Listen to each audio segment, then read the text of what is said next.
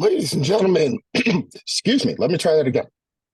Ladies and gentlemen, if you can see my face and or hear my voice, you know it can only mean one thing. That's right, it is time for the worst, however many minutes of this show we are actually going to do uh, in sports.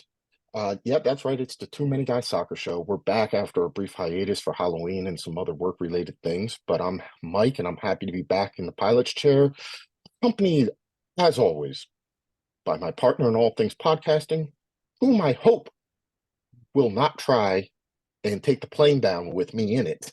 Producer Stead, how goes it, my friend? It's going all right. It's going all right.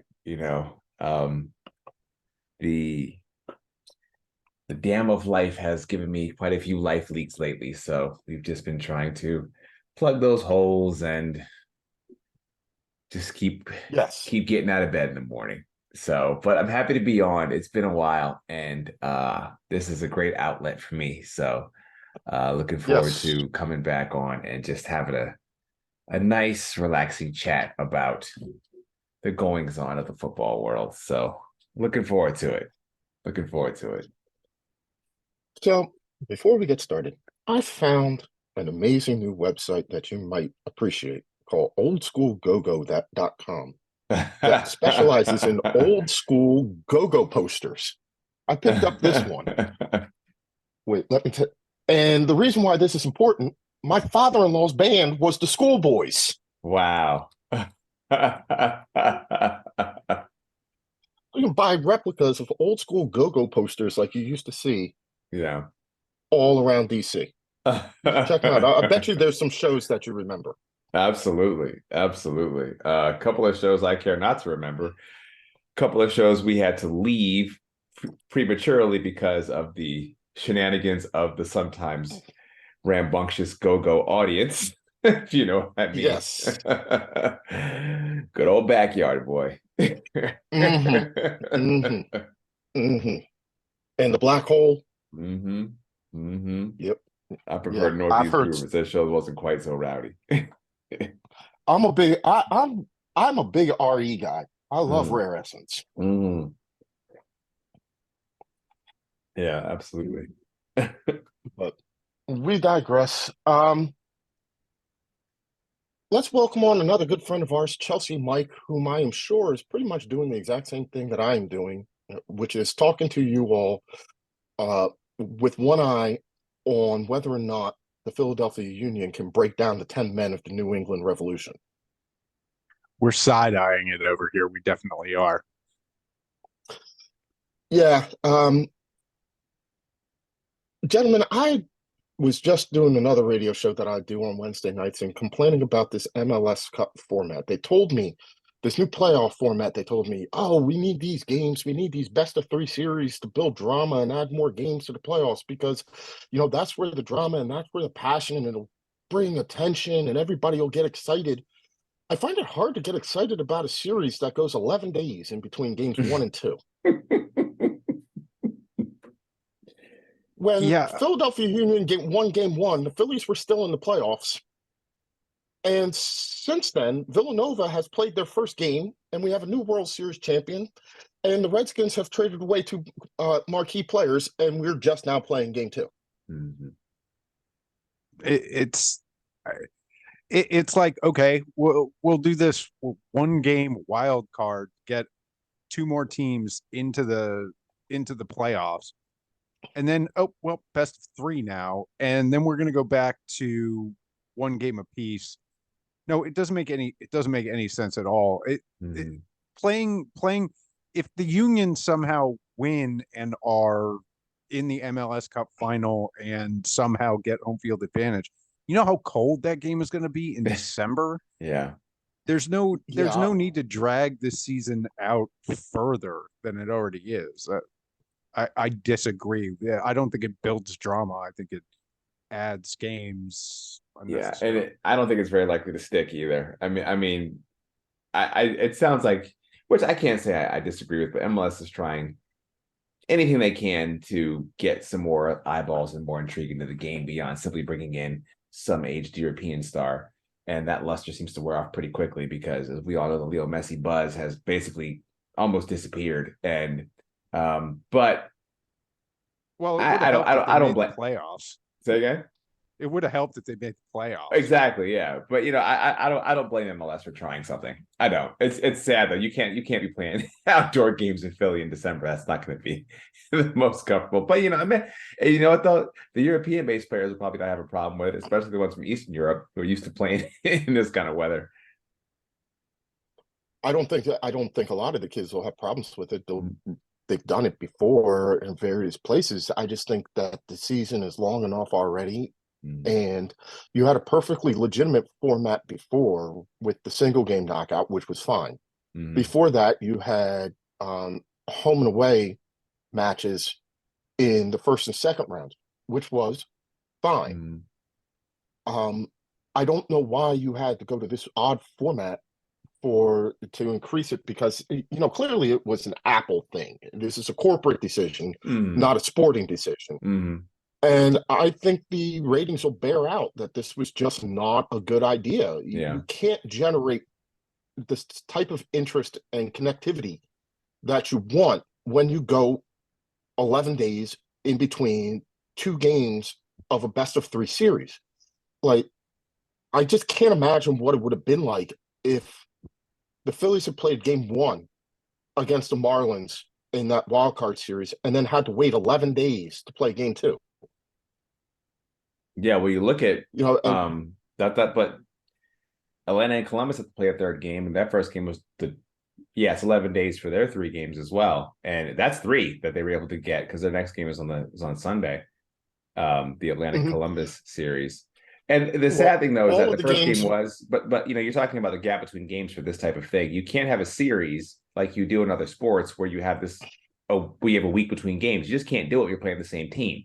It just doesn't work. Because even on the local radio here, Atlanta United actually gets talked about pretty frequently on the local radio. And I can say after the first game, there was genuine intrigue about what happened in the second game, but they haven't spoken about it at all. It's gone now. And now that we have Taylor Heineke starting for the Falcons, that's taking over the whole airwaves. And you're looking at it, it's clearly a mistake to have this much time between games. It really clearly is. Any excitement, any sort of hype that you would have had has dissipated because, like, milk goes sour sooner than they've played these games. It's kind of ridiculous that especially you're doing the this. games So I hope between them. You're not eating the same bananas you were in the first leg. No. I've done laundry a couple of times. The kids have the kids have been born and gone to college in between the time they played these. I was single when they played the first game. I'm married and got grandkids now. So, but Philly looks to be able on the verge of doing something that that you should do, which is when you're playing against 10 men, you win. So I have watched two games pretty closely today. The first being Manchester United in the Champions League, which ended up 4-3, and this one. And in both ones, I've seen some, let me say, controversial VAR red cards. The first one came at the end of the half again in Copenhagen. Marcus Rashford is trying to shield one of the Copenhagen players from the ball, and he gets pulled and twisted around, and I don't know whether you could say falls, puts his foot down on the guy's ankle and inadvertently hits him in the face. It was originally awarded a yellow card, which I could see, but VAR calls down, goes over, and says, and so the minute that the VAR official goes over the sideline, you know that something bad is going to happen. In this case, it's upgraded to a red card that I still don't think was a red card in any way, shape, or form. In the second game this evening, just again, right before halftime, Mark Anthony Kaye gets into it with Daniel Gazdag. Gazdag's rolling around on the ground, and Kaye steps on his chest. Now, in this case, it's definitely warranting of a card, but there's none given on the time.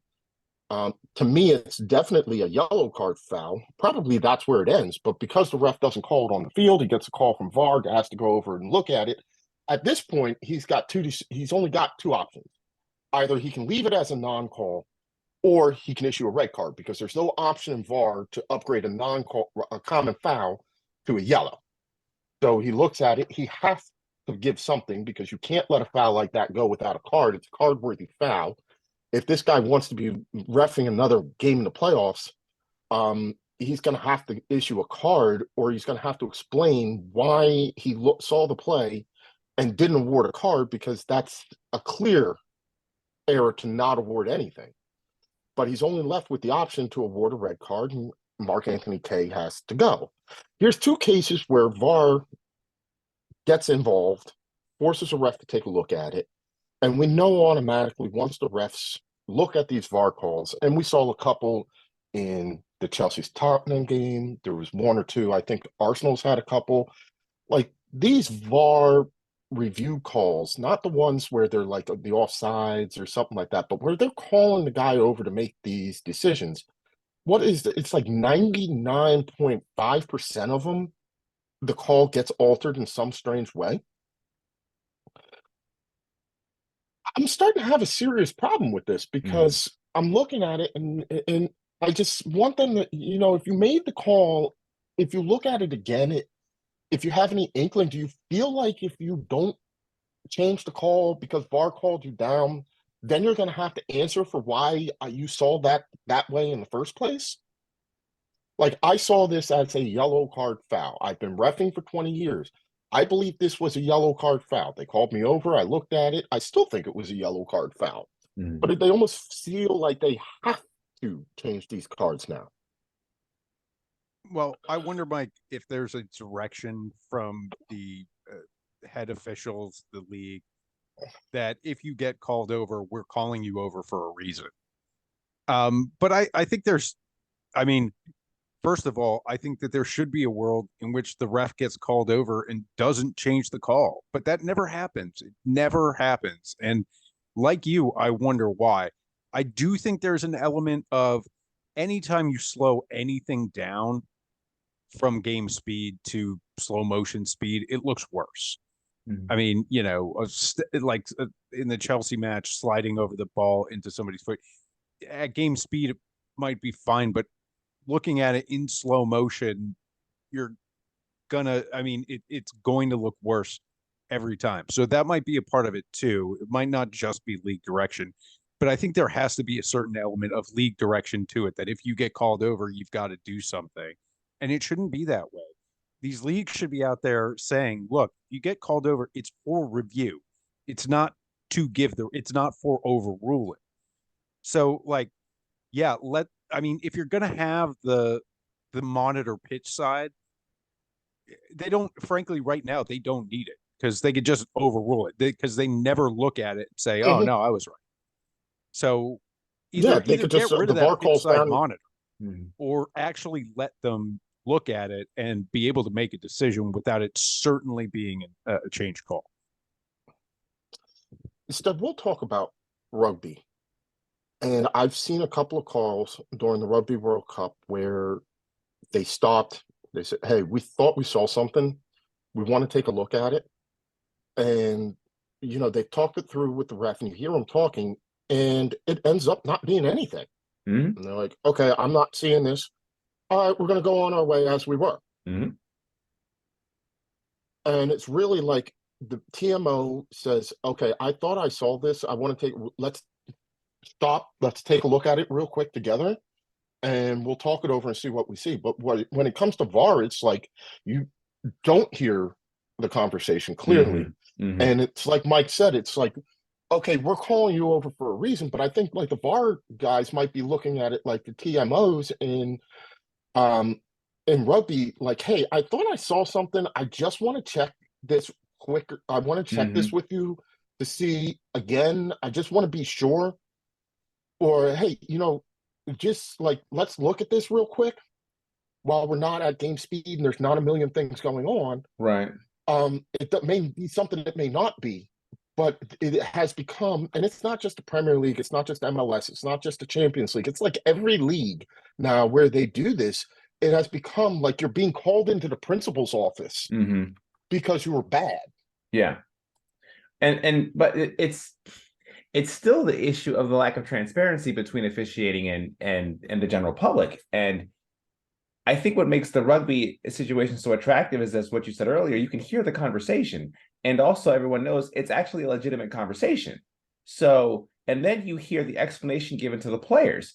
And outside for a few rugby captains who may not be the most, I don't want to say agreeable, but may not be the most, may not have the ability to actually see things from all sides, the players generally appreciate the conversation. And I think it would be very, very beneficial if there was a situation where you saw your officials actually having the chat with the players and saying, this is what I saw, this is the decision that we've made, we are moving on, and move on. And I think coaches have a big role to play in this. I mean, I don't think that coaches, I know they may say something in press conferences and stuff, but I don't see coaches actually asking for this type of thing on a regular basis. I don't see teams asking for this level of transparency out in the open as I think they should be. And until that occurs, this is just going to continue to happen. But I'll go back to the Arsenal game against Newcastle. I mean, the glaring issue of that game was not the goal that was scored. It was the foul that wasn't given. So Bruno from Newcastle, it was a clear violent play where he raised his elbow and elbowed an Arsenal player in the head. It was clear during live. It was clear during the replay. And for some reason, the referees chose not to do anything. But again, you're scratching your head because Chelsea, Mike, I do agree with you. 99.9% of the time, they feel compelled to change the call. But when you had a glaring incident where, no, you need to make this call because this was clear, especially from a player who already had 2 previous violent infractions during the game, you didn't make the call. So not only do we have a lack of transparency, we have a serious lack of consistency when the infraction is so very obvious. It's so very obvious. And so again, it has you scratching your head going, well, what is really going on here? Are they getting called to the principal's office because that game was at home and they probably said, hey, I know you saw this, but this is a home game for Newcastle. Don't call anything, which is the most Homer fan conspiracy theory you can have. But considering the fact that things like that are never actually fully addressed, why wouldn't anybody think that? So again, it gets back to the point of the lack of transparency of the match officials and their conversations with VAR and their conversations with players in the field. And I'm sorry, the football league world needs better referees. You just need better refs. They just need to be better. They need to get better training. So because I feel like the referees have gotten worse since VAR has gotten involved, primarily because they have this big brother going around. And I think without Big Brother, you might have a referee would feel a bit more empowered to make the calls and be able to move on because they don't have Big Brother. Now, I'm not saying that's going to get rid of VAR, as you said, Mike. VAR is not going anywhere. It's not, and I don't really like to bark up a tree that's never going to fall. So I think the point is that the whole process needs to improve, and this is something that we said 2-3 years ago. This needs to improve. We've been saying this since they started exactly, using VAR. And I don't feel like they're getting better at it. No, I feel like they're getting worse. They're getting worse, exactly. I agree with you. The standard of refereeing has diminished since VAR has come into play. I think part of it is you have more immature refs, and by that I don't mean like immature emotionally or something like that. I mean immature in their development as referees to be involved in top level games that are being forced into the system now because you need all these additional referees now that you're including VAR. So people are being put in situations where they may not necessarily be ready for that. They haven't spent enough time in the minors per se. So, they're not fully developed with their skill set, and you're asking them to come out and step into these. high-profile situations, and I get the feeling that there's not enough communication about what the role of the VAR is and what the role of the match official is, and who has the ultimate decision authority. Because Yeah. the video assistant referees will tell you it's the match official. Match official, I guess, if you put their feet to the fire, will say, "Well, if VAR calls down, I've clearly got to think about this." So you've got that Spider-Man meme where everybody's pointing at each other. Yeah. I mean, I would love to see the official when he gets the VAR beep go, no, we're going to keep on No, going. I'm not. Yeah. No, Yeah, we're I'm going not to keep doing on it. going. Mike, Yeah. Chelsea, what Mike, were go you going ahead. to say? Yeah. I mean, I think part of the problem is that these video assistant referees are match referees. I Mhm. I don't think that serves the system best. I think they should have specially trained VAR officials Mhm. who will never ref a match on the game. Never ref a game.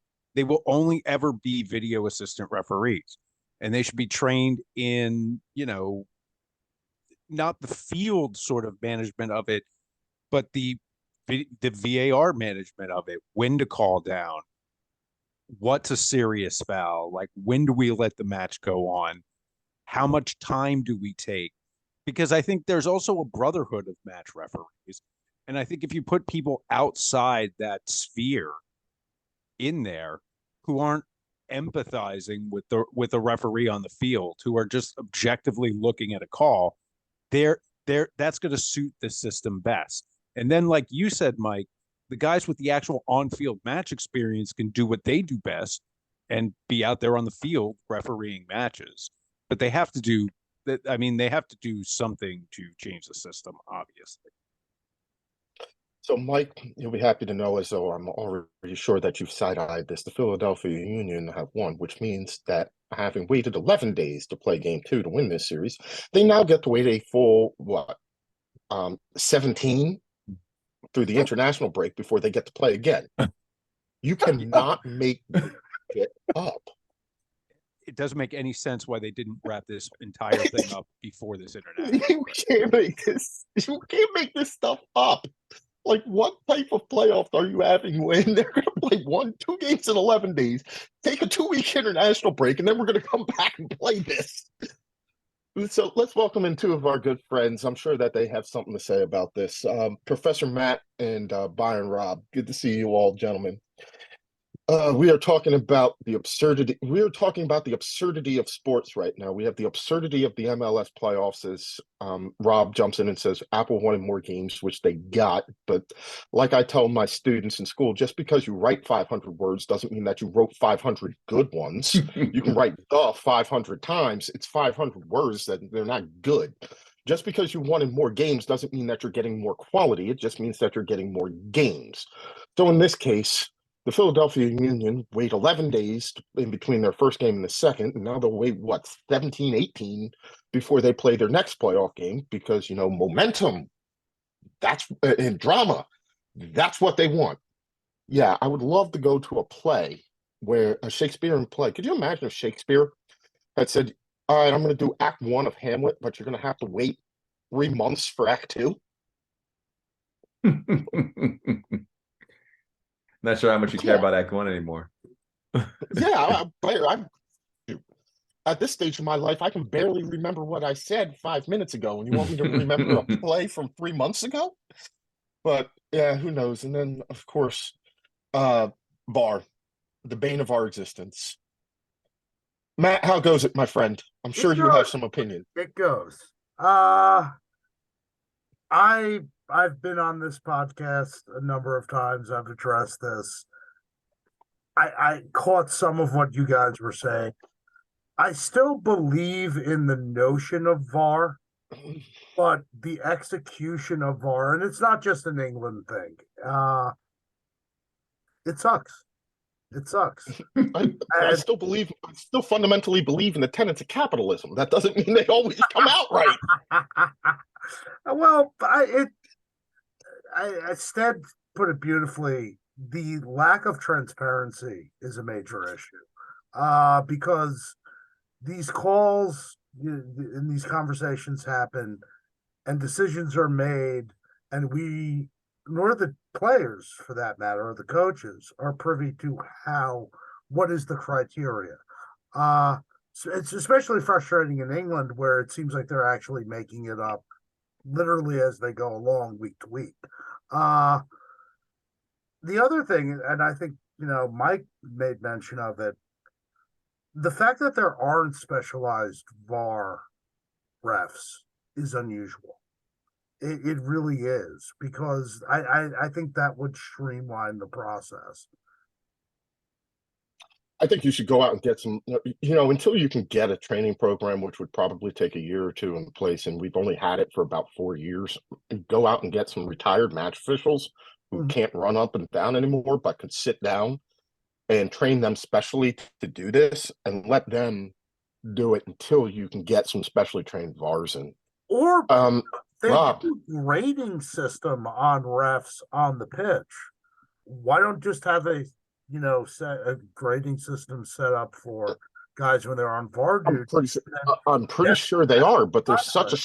shortage of referees that I'm pretty sure there's a grading system on all referees. But it's just because there is one doesn't mean that you have enough people to come up from below to take over the spots of the people who you may want to release. Again, just because you fail doesn't mean that there's anybody who can necessarily go in and replace you. Rob, how's it going this evening? Oh well, you know, um, another Champions Hey, League I win. heard I heard Harry Kane just scored another goal. Yep, that's him. He's on fire. You want to talk about a man who has found life in Germany to be quite pleasurable? In Munich, sometimes I feel like Harry Kane is just sitting there right now saying, "Why didn't I do this years ago?" Yeah, it's kind of wonderful to see him. He's kind of like endeared himself to Munich and Germany in general. He's kind of like, he's like, hey, I'm the new guy. I'm just here learning, but I love playing, and I'm just gonna do what I do and score some goals. And you know, before the Dortmund game last week, a lot of it was like you could see Harry Kane was thinking, like he was overthinking, like he was like, I don't know what to do here. Am I in the right spot? Is he going to be in the right spot? And so like he was overthinking. He wasn't reacting. And then for the first time all season against Dortmund, Harry Kane looked like he'd been playing with the lads for 2 years. Uh, and it was beautiful to watch. And now can you imagine now he's going to be even deadlier? It's crazy. Like Harry Kane is world class striker who came into the new league and has been tearing it up with Leroy Sané. He's getting comfortable. Imagine what he's going to do when he gets comfortable. He's on pace to break Lewandowski's record. He's on pace for 51 goals. Insanity. I was saying to a couple of friends this week, Harry Kane and Jude Bellingham may be the best two players in the world right now. Erling Haaland, if those two aren't, Erling Haaland is right up there. But I'm struggling to think of anybody in the world right now who's playing as well as Harry Kane and Jude Bellingham are. Probably Leroy Sané. That's probably the only one. I think Leroy Sané just is a maniac. Like just watching the Dortmund game is like a perfect microcosm of like his whole season. He's enjoying playing. He obviously is a world class striker to pass to, but he is just on a mission to go past every defender that he goes up against. And look, and passing to Harry Kane has been beautiful, but also Harry Kane, the playmaker, has also made Leroy Sané look really good as well. So they're really complementing each other amazingly well. And so if you want to talk about Harry Kane being up there on top of the world now, and Jude Bellingham, obviously, Leroy Sané is just there, if not equal at the moment, just in pure form, devastating form. But it's not all roses though for Bayern. I mean, they actually are in second Yeah. in the Bundesliga. They haven't lost, but Leverkusen's got them by 2 points. Heading into a potential international break. How much longer can? It's an unusual place for us to see Bayern chasing right? We did see them do it most of last season, right? They chased down Borussia Dortmund, and Borussia Dortmund felt the pressure and eventually collapsed on the last day. Um, this is an even less proven team in Leverkusen. How much longer can they hold on? I don't know. They've been really lucky on the injury side of things. None of their big stars have gotten hurt at all whatsoever, even a little bit. Like not even a small knock here or there. If they're tied with Bayern by the winter break, yeah, no, this is a race. This is a race now. You can say it's a race now, honestly. Like Xavi Alonso has done wonders with his team, and he's kept some players. Frimpong staying has been crucial for him. Florian Wirtz is now fully healthy after coming back from knee surgery.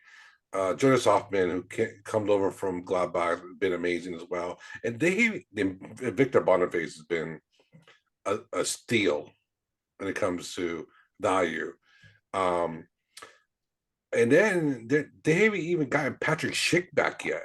Like they're loaded with talents, and do they have a bench necessarily? They don't have a bench, but if all your stars are playing and they're playing big minutes, and they're even playing in Europa, they have an excellent shot. But one or two of those players go down, different story. And Bayern are in this position with injuries. Musiala just got injured as well.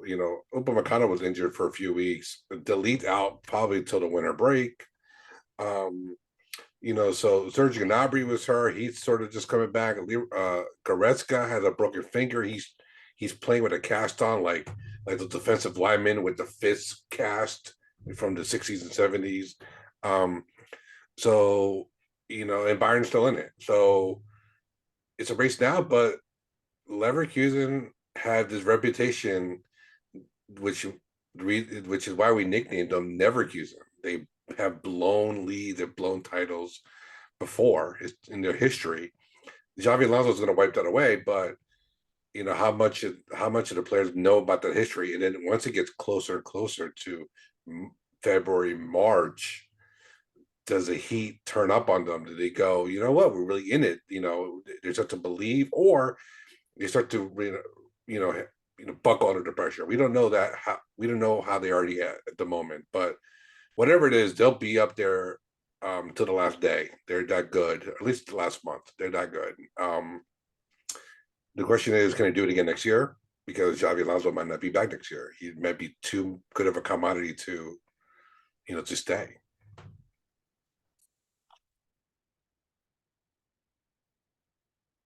I know you're a big fan of the Pokal.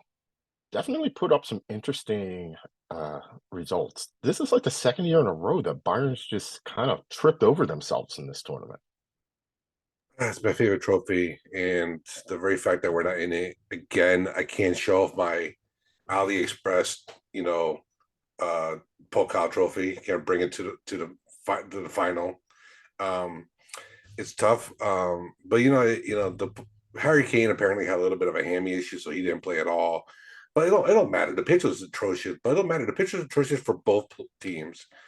It's a third division team. You need to beat these players. I'm sorry, like it's inexcusable.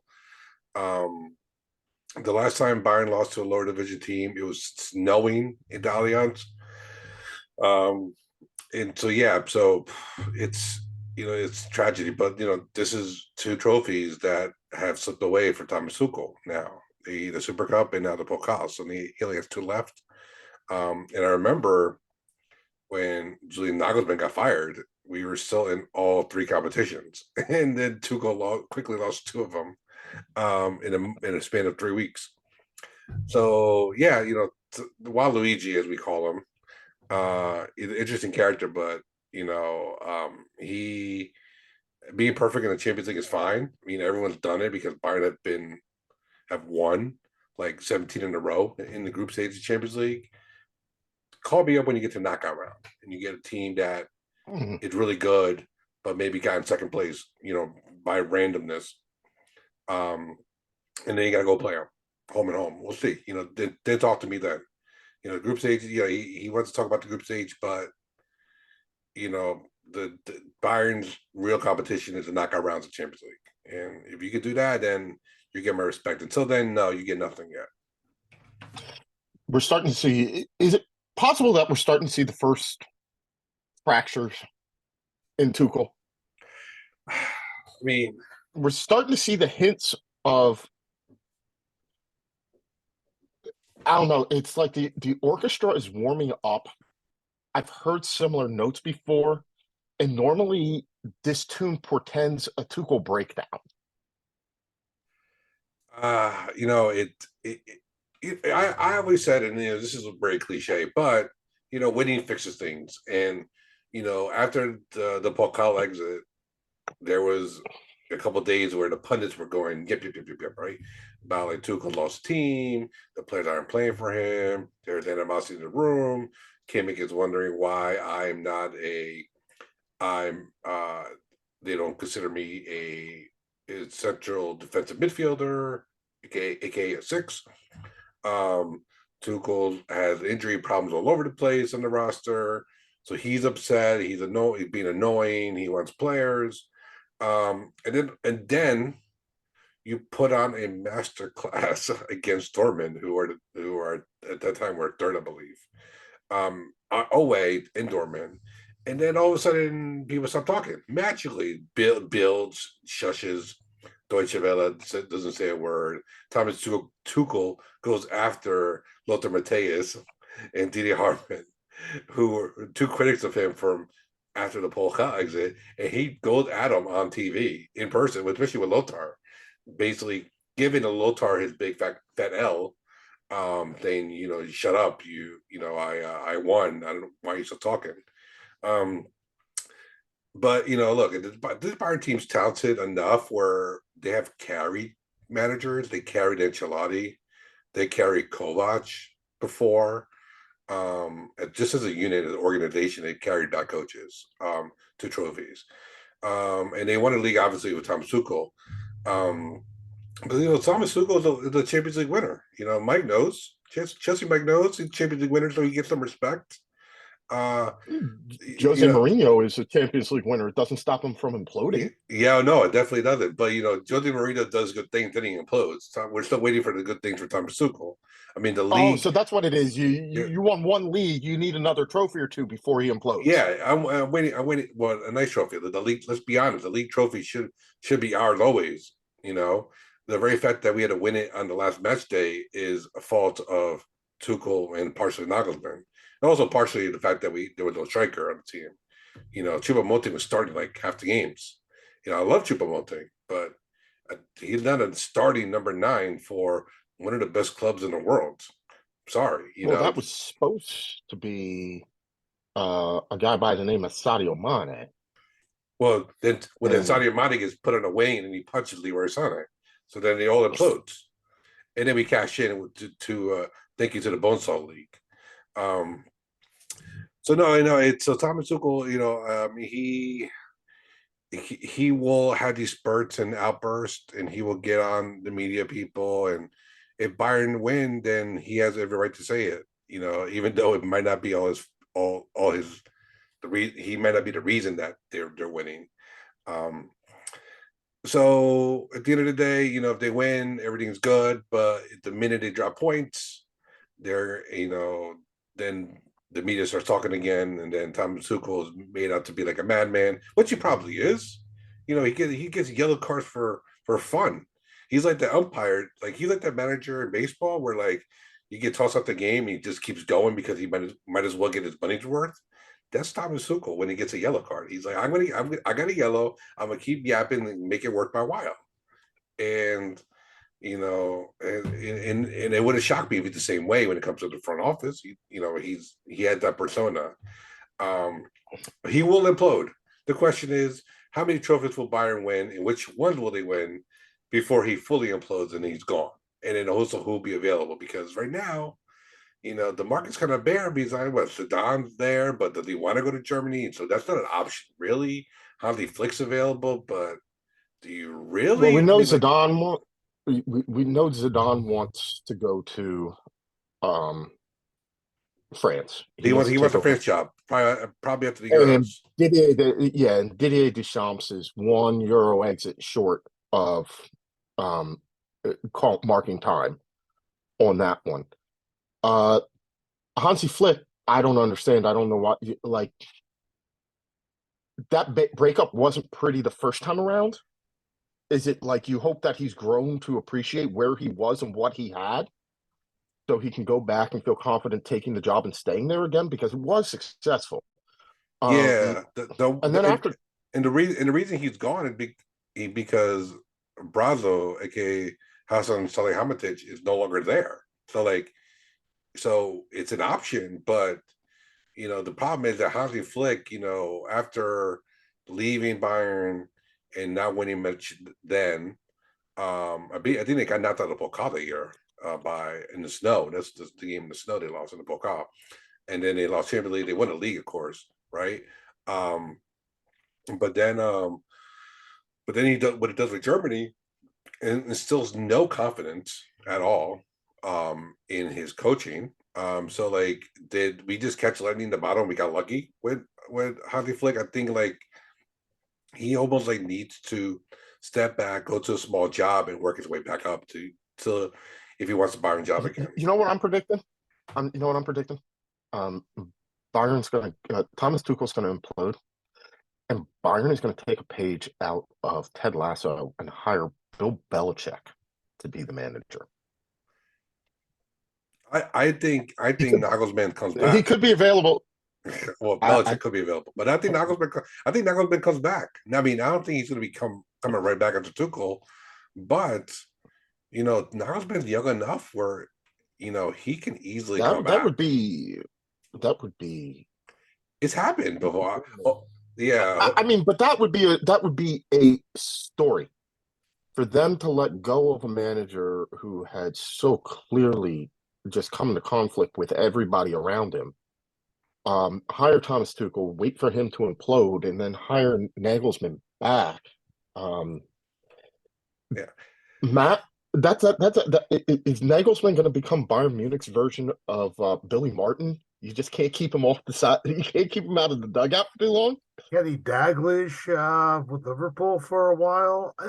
What Rob says, though, kind of makes sense in so much that a lot of the guys he apparently clashed with was the front office, which is new or different. And Rob, you can come in and correct me here. Wasn't it a lot of the older players that had beef with him?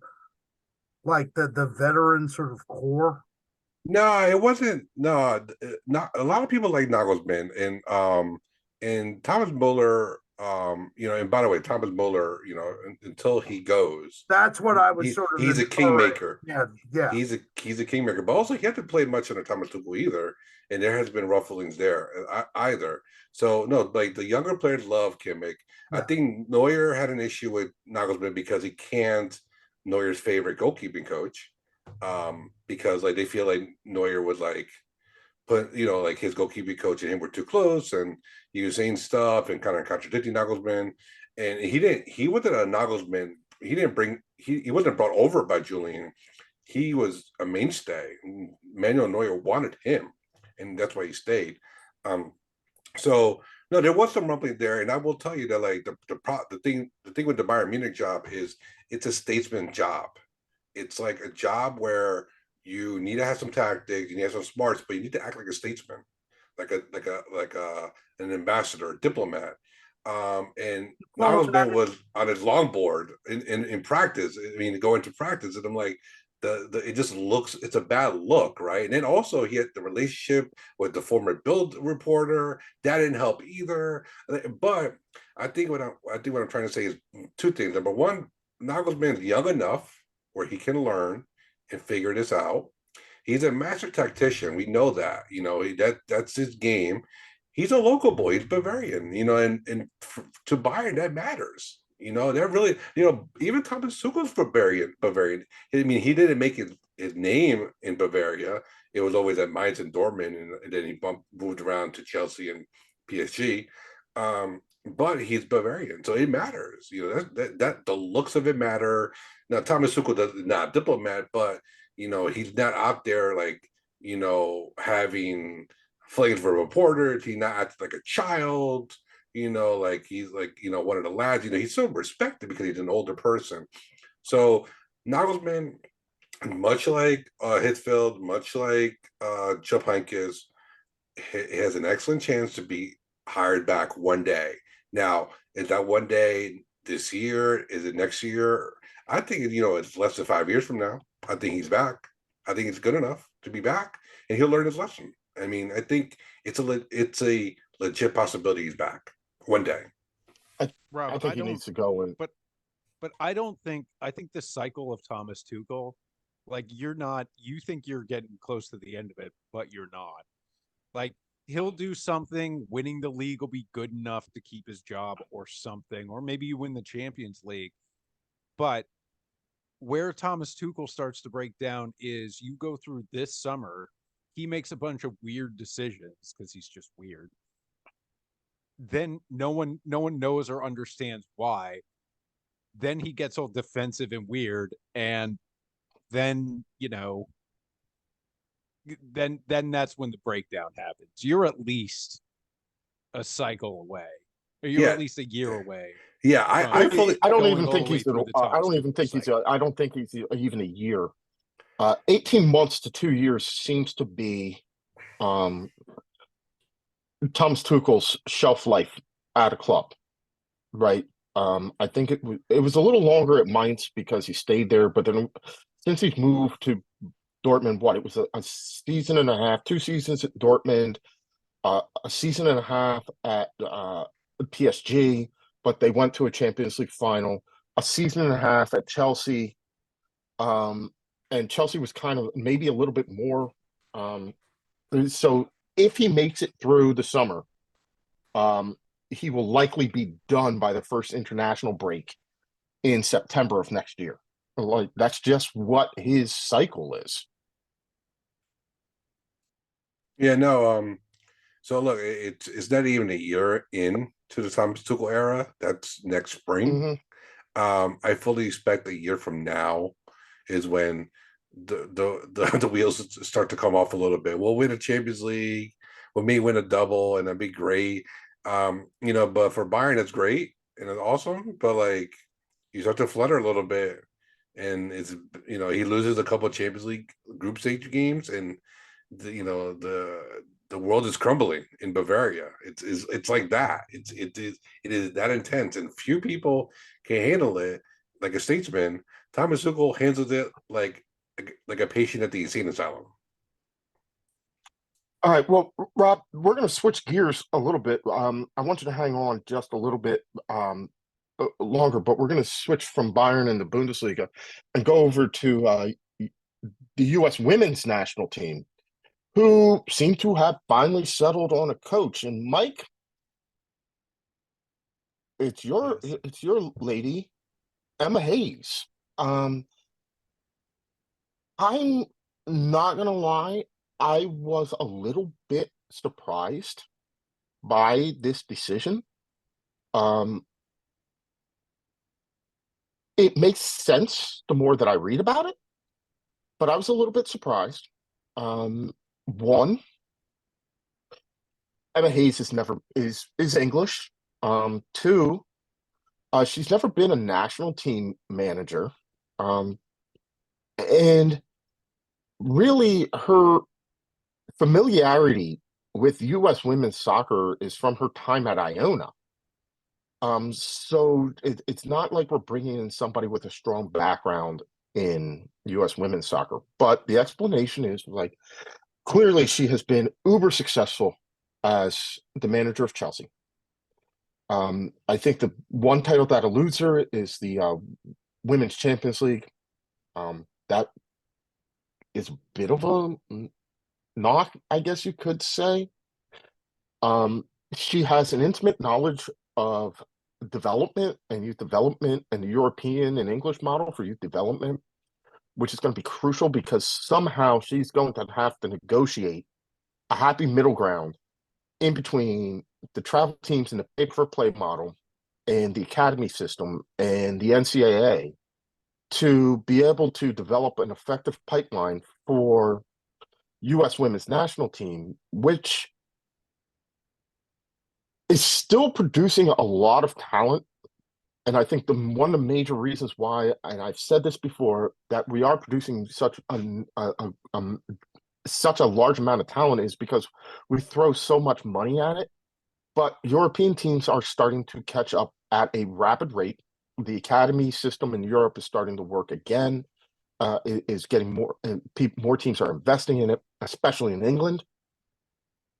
And so finding a happy medium with that is going to be important. She's coming into a situation where it is probably one of the most sought after jobs in all of women's soccer, but it comes with the most strings. Oh, and by the way, she's not going to be able to, she apparently is not going to be able to start until the end of the season, which leaves them short for the Olympics. Well, first of all, let me say, with this particular hiring, I never thought it'd be, I never not thought in the range of human emotions it'd be possible to be ecstatic and devastated at the same time, because that's what I'm feeling. My club team, who's been the great source of joy for me, as our men's club team has been so disappointing, will lose their anchor. And there's also a sense of impending doom that Sam Kerr is going to leave too. So maybe a change in a new era. But I think for the United States, she is going to be a really good choice. I mean, you can't really knock her for not winning the Champions League.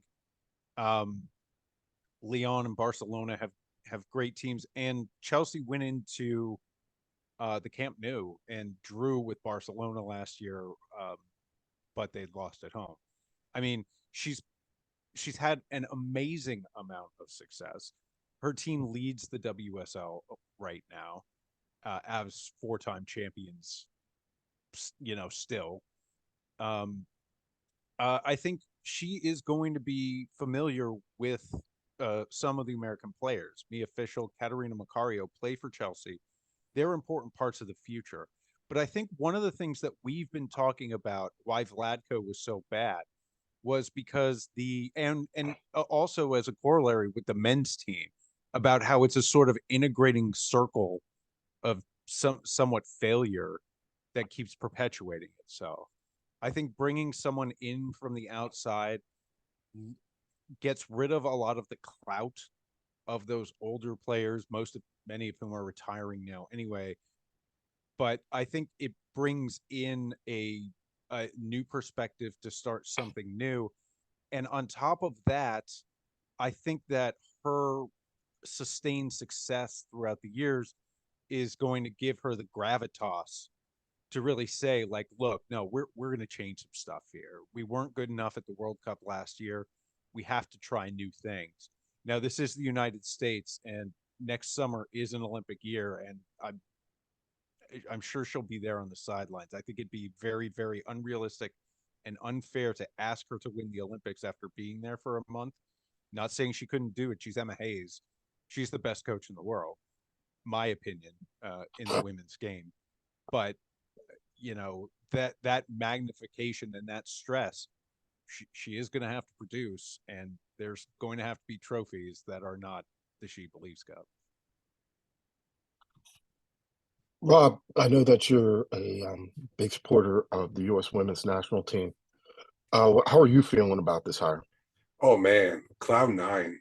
I mean, because the week before we got the supposed final list of the three coaches, and none of that list had Emma Hayes, and then all of a sudden Emma is an option. OBE Emma, and isn't like Mike said, she's the greatest coach in the women's game, and the rumor is that her salary will make her the highest paid women's coach in the world, and she will have the same salary as Greg Berhalter on the men's side. So U.S. soccer try to do, she really should get paid more. So, but at least U.S. soccer is raising the bar on salary for top women managers, and I hope the rest of the world follows along. Emma has had built so much clout, so much experience, and so much goodwill and expertise at Chelsea that I look forward to the day where she could walk into the dressing room and tell Alex Morgan that, you know what, you're not starting just because you rock the Piquet band, just because the girls are here to see you play, just because you got your name on a cereal box. I mean, you're playing.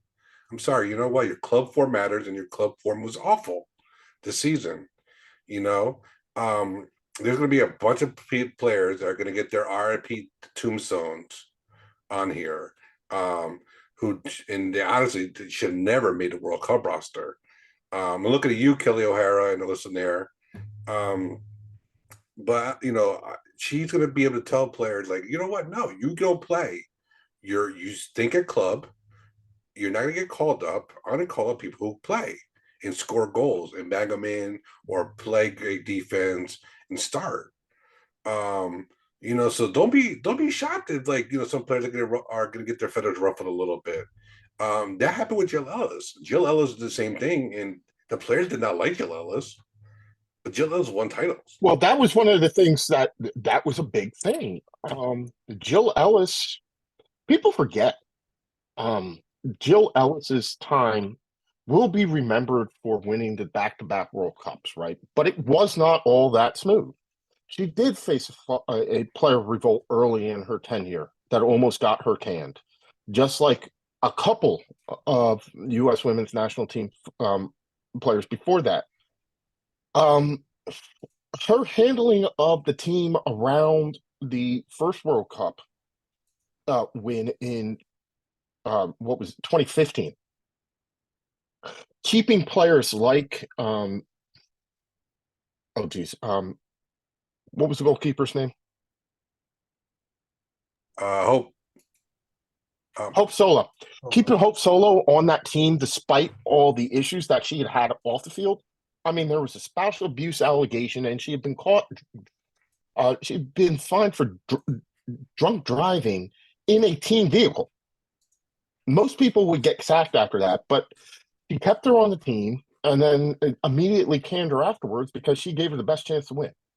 I mean, so her team, her tenure, what Jill Ellis didn't have to, but she did come in and shakes things up, which was much needed. And I think that I can't help but you brought up the Greg Beerhalter thing, and guys, I can't help but think that this hire is everything that the Greg Beerhalter rehire was not. Right, this is going out and getting the best person available, paying them commensurate.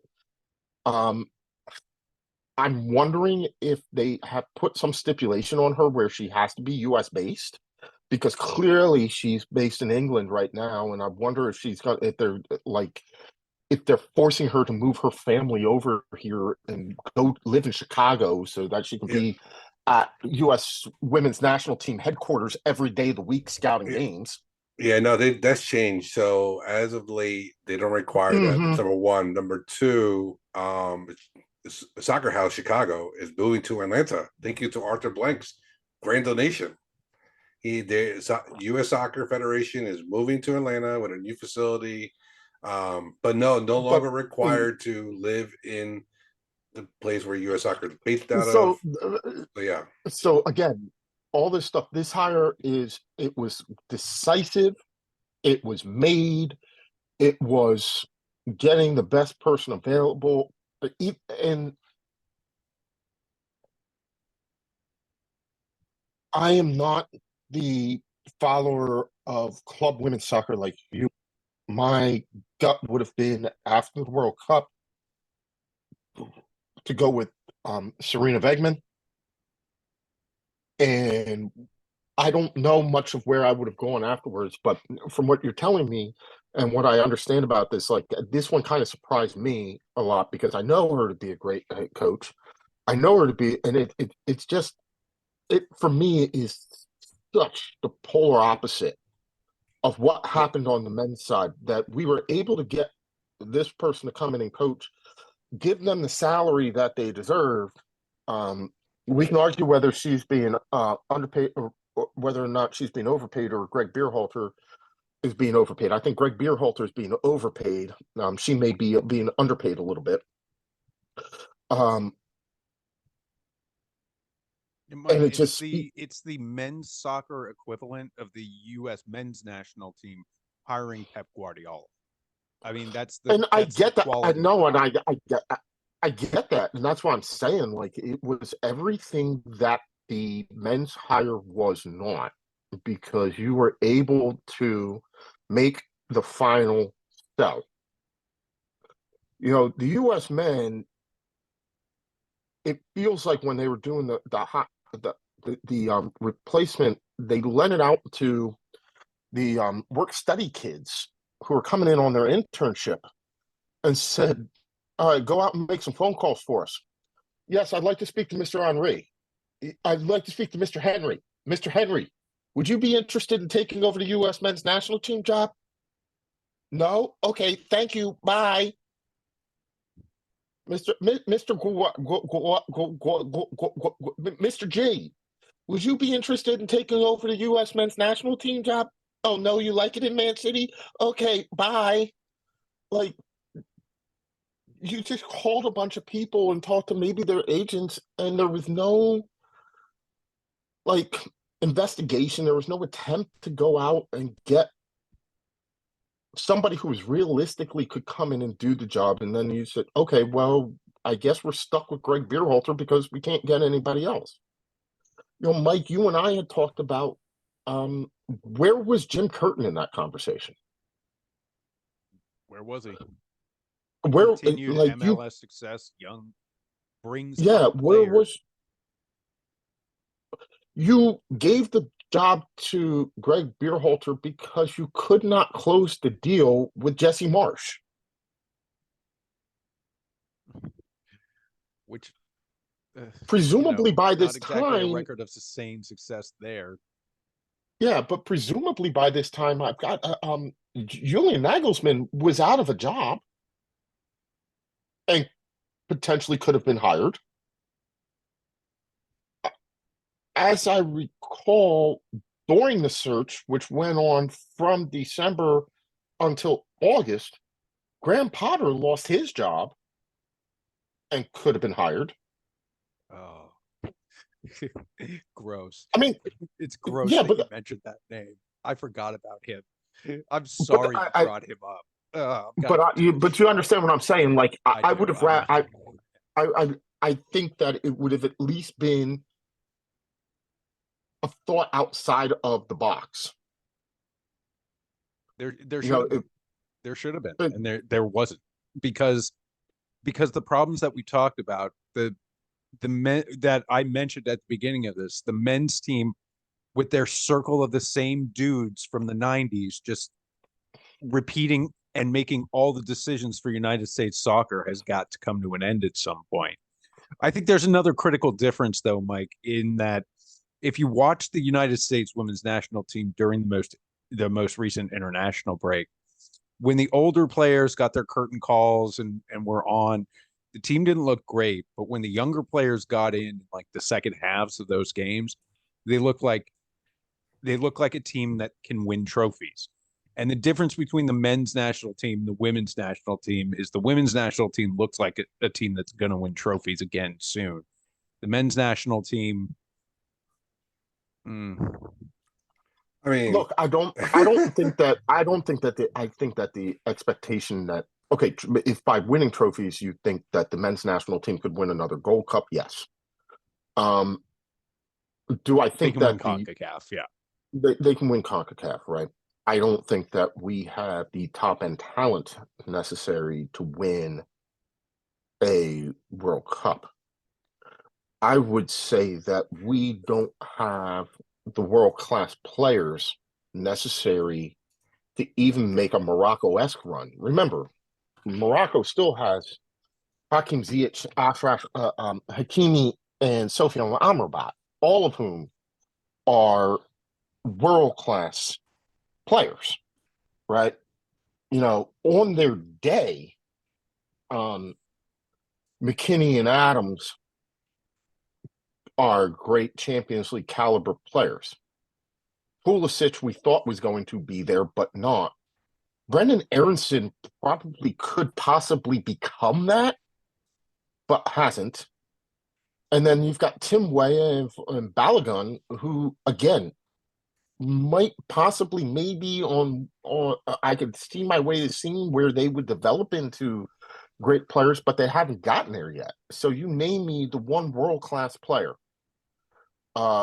who is capable of being a nailed on starter on a Champions League caliber winning caliber team. Like my recollection of Ziyech was he started a lot of games for you, Mike, in a lot of high pressure situations. He did, and before he stopped caring, and wanted to go elsewhere, he was a very good player. You know, exceptional free kick taker and different maker at critical moments. Do I think Christian Pulisic? I think Christian Pulisic is roughly on the level of Hakim Ziyech. The critical difference, though, between Christian Pulisic and Hakim Ziyech, Pulisic having a good year in Italy, in Milan this year, but the critical difference is Hakim Ziyech plays all the games. Christian Pulisic plays half the games. He's hurt all the He only time, and plays half the that's game because he gets hurt all the time. yeah. And we've said That's again, like he could be our star player, our line leader. But even when he had his best moment in the World Cup, he did so in getting injured. Like, you know, in that goal versus Iran, like he hurt himself on the best play of the World Cup. So, you know, yeah, who behind him is the kind of guy who's, you know, like a Jude Bellingham emerging? Like there's nothing anywhere near that right now in the U.S. men's national team. all right, Rob, you wanted to say something about Emma Hayes real quick. And so the word is that she's going to do dual duty, but also we don't know the specifics yet. We don't know if she's going to be coming into camp or her assistant, which I believe is Denise Redding. Am I correct on that, Mike? Yeah. If she's gonna do some of the early camps, we got an international window coming up in December, random one.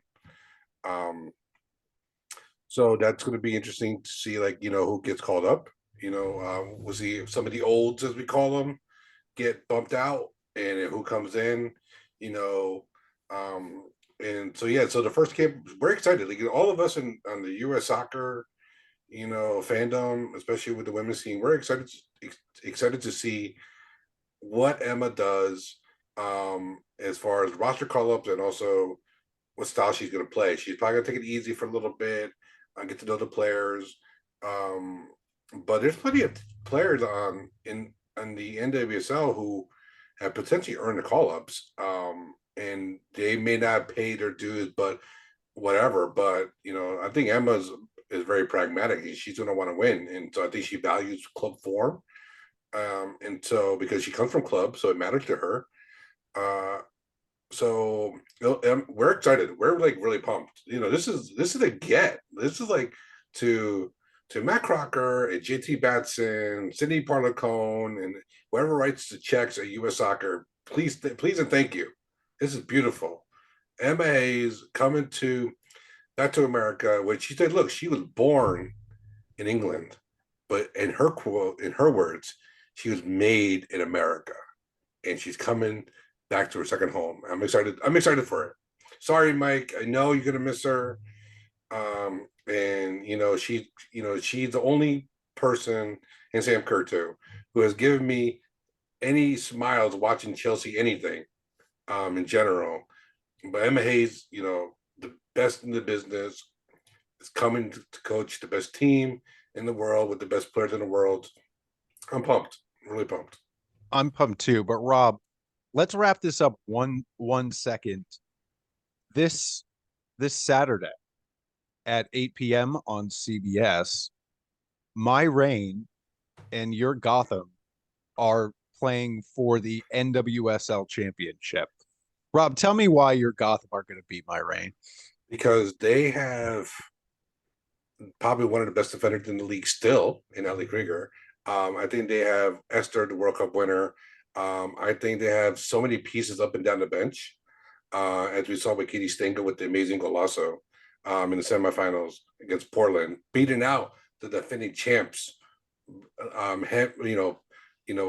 With Sophia Smith and Sam Coffey and Morgan Weaver and all that crew beat them.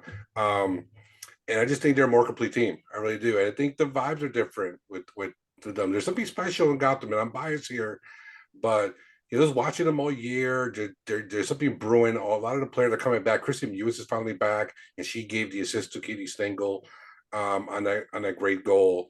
But no, I think they are primed to win it. They have this emotional high off the win. I think, and obviously the Reign do too, because they beat, the Shield winners, San Diego Wave, which by the way, now still a Shield winner has not won the the championship in the same year still, and the streak goes on. But no, I think Gotham will take it. So Rapinoe will end her career with a loss, and Ellie Krieger will end her career with the win and a trophy. Well, I couldn't disagree with you more. I think I think the Reign were a good team throughout the season, but I think that I think that I think that they're a different kind of team when Rose Lavelle is on the pitch. And I think you've seen that, you saw that this weekend.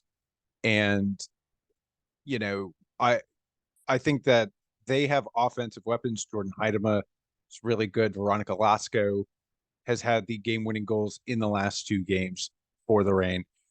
I really think that what America wants, Rob, is Megan Rapinoe, our best player ever, our Ballon d'Or winner, to go out with a win to finish out her career. That's why I've got the Reign. But anyway, watch the match 8 p.m. on Saturday. So Rob, thank you very much. All right, let's go Now, over here before to the- Professor Matt. Oh, Mike's back. Yeah, let's go to Professor Matt. I was going to say, gentlemen, we've made it through an hour and 14 minutes, and we haven't mentioned an hour and a quarter, and we haven't mentioned the Premier League once. I think we're contractually obligated to do it. So here No, it not goes. really. Yeah, it's Manchester City, then Liverpool, Arsenal, and Spurs, Aston Villa, and then everybody else. Yeah, I find it yeah, to be that's about it. Yeah. Sorry, we gave Manchester City a better chance at winning the title this week. Everyone else, I'm not mad about it.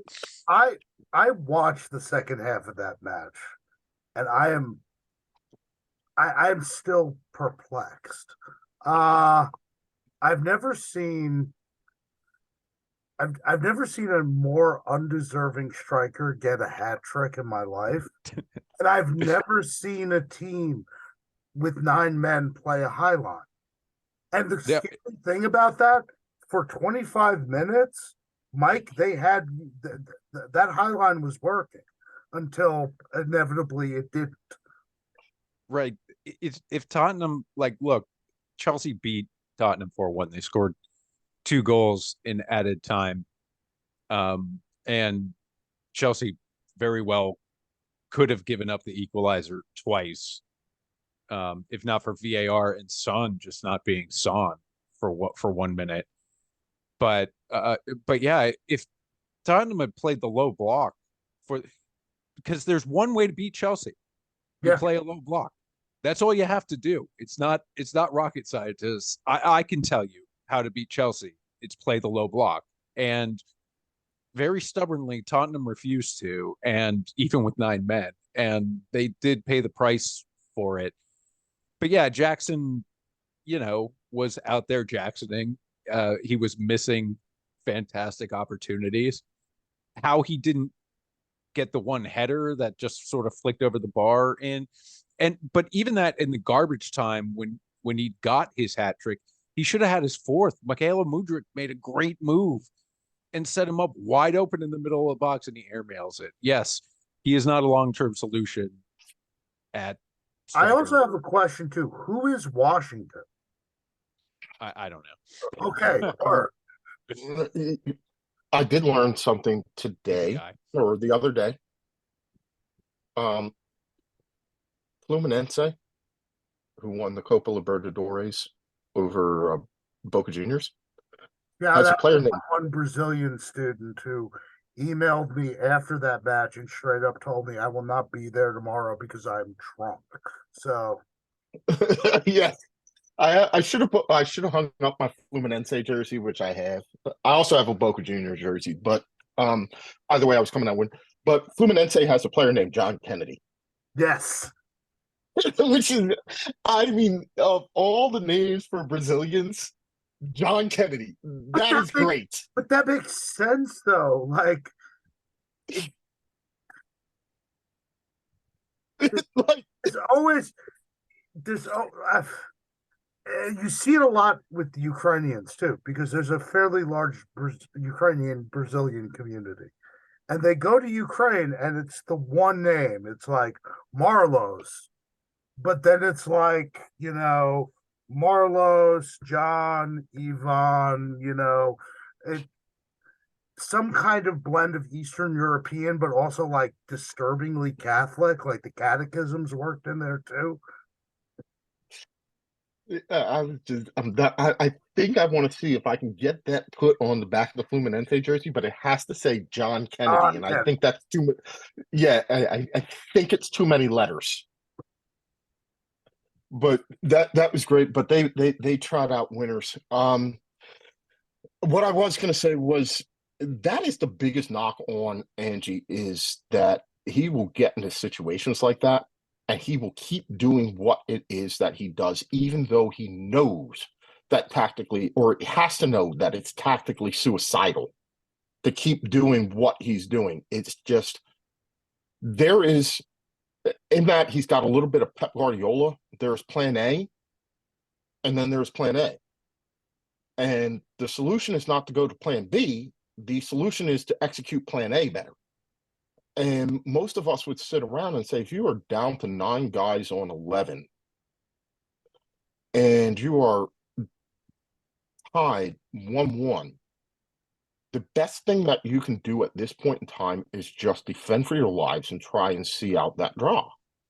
Well, but he's going to and also break play out, it on the counter because they have the guys who, if you want to go back and then hit them.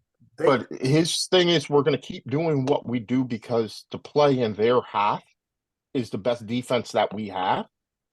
And I would just think to myself, one of the reasons why I think that he did not have the European success with Celtic that his domestic play would have indicated was the game was not adaptable. And you can't, at Celtic, play that style against Real Madrid because you will get torn apart. You have to have an adaptability and a certain level of pragmatism at some point in time. And those are just qualities that I just don't think that he has quite mastered. And so full credit to him. I think he's doing a phenomenal job at Tottenham. And this is one of the best Spurs teams that I've seen, and they're exciting to watch, and they are like an upgraded version of Celtic. And those Celtic teams were a blast to watch because they played that hell for leather style. It's like watching a different version of Klopp's original teams with Borussia Dortmund in a way when they started the Gegenpress, and like what he's doing and how he's playing this, it's a lot of fun to watch. But even Klopp had to learn. You can't do that all the time. You have to make an adjustment in certain ways. And whether or not Ange chooses to recognize this lesson from that game will be interesting for his continued tenure in the Premier League, because not only did they come out with the loss and the 2 red cards, but they also had a couple of key injuries. So he's going in the international break. He's going to be down, 4 starters at least going into this next game. And who knows what it's going to look like coming out, because he's probably still going to have a couple of suspensions. Also, how he manages not just these injuries, these suspensions. It's weird, like, because this used to be us. They're going to be hit particularly hard by the January into February international tournaments. Son's going to be at the Asian Cup. Sar and Brighton guy. I wanted him. Uh, Defensive. which one? Defensive. Lavia? No. The guy. Not Caicedo. No, the guy at Spurs. He's been there for. Oh, what's his? I can't believe I'm blanking on this. I can picture him. Basuma. They're all. Oh, yeah. Yeah, they're going to be at the AFCON. So, like, it's going to be interesting to see how this team adapts, because there's a real scenario where their front three is going to be Richarlison, who can't score goals, Kulishevsky, and Dude, and a double pivot of, I think Betancourt's healthy now.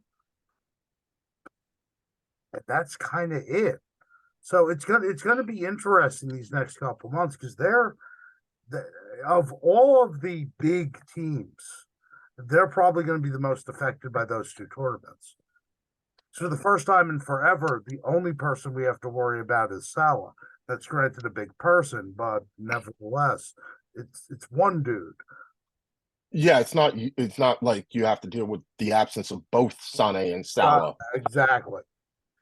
And the one thing that I will say, though, is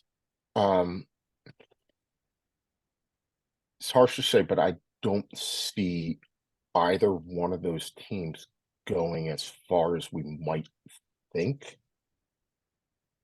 So it may be just a group stage thing. It's not like when you have Sane and Salah, who would be among the favorites, Egypt and Senegal being among the favorites to go the entire distance in that tournament.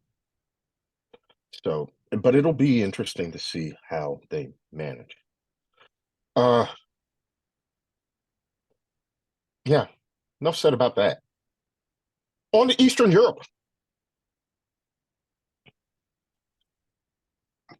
Matt, give us the happenings in the eastern part of the continent. So last week was the Ukrainian, Classico, quote unquote, Shakhtar Dynamo Kiev, and in my Eastern European video, I mentioned, hey, Shakhtar is in transition. If ever there's a time to pick their pocket, it's now. And I talked up, the good blend of youth and veterans at Dynamo. I shouldn't have done that. I put the kiss of death on them, obviously. Shakhtar won 1-0. They're still, because of cancellations, because the football's being played in a goddamn war zone. There's still ground to make up, but that's a classic 6-pointer. And we did not look well, and we came out of it hurt. Vitaly Bukowski probably won't be back until after the winter break. But Shakhtar's having a pretty good week, aren't they, Matt? No, they're not. This was a horrible sports weekend for me. So it was like Dynamo Kiev loses on Friday. I got up really early on Sunday to watch some FUBAR game in Germany to, have my Dolphins lose, and then Luton Town. So yeah. But it's still the league itself is rather open. And as much as I root against Shakhtar domestically, look, you fly the flag internationally, and they pulled off a huge win in the Champions League a couple days ago, which keeps, at the very least, their European hopes alive, because even if they fall into the Europa League, which is looking now a lot more realistic, I'm cool with that. As long as Ukrainian teams have life, I'm okay with that. Well, Yeah, I yeah, mean, like Shakhtar pulled off the shock probably of the Champions League with the win I over would say Barcelona. so. I I mean, that is one of probably